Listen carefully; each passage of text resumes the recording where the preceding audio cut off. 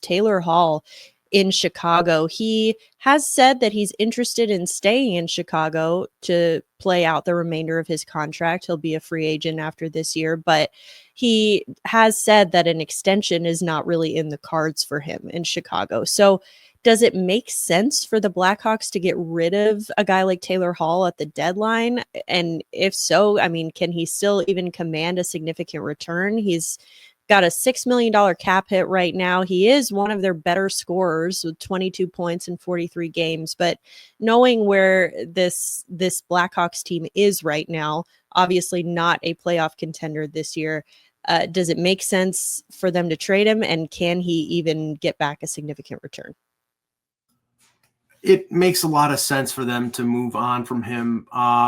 There's nothing really to be gained by keeping him past the deadline. If there is no interest in terms of Kyle Davidson signing him to an extension, then what's the point? You want to have veterans around Connor Bedard, and you don't want to expose him, but he's an expiring contract, and if you can acquire an asset, any kind of asset for a player, you do it.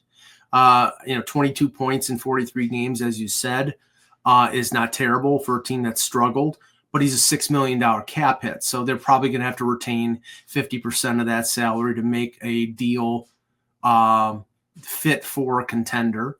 I've heard, rumors out there about possibly going back to New Jersey where he won the Hart, or maybe even going back to Boston because they've needed I think they need a little bit of boost offensively. So there are teams out there that I think could use Taylor Hall, but it's going to likely be at a reduced price. And if you can get a second or third round pick, then why not? It makes too much sense.